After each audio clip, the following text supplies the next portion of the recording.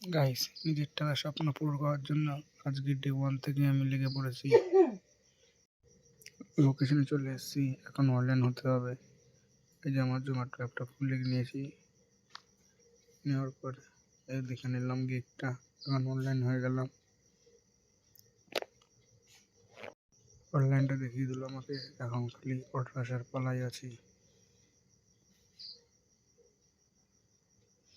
Guys, first order চলেছে, 55 টাকা দেবে, 6 কিলোমিটার দূরে যেতে হবে সাইকেল চালিয়ে চালিয়ে যাচ্ছি। এই যে সাইকেলের মধ্যে নিয়ে হাইরোড ধরে, কি সুন্দর লাগছে হাইরোডটা।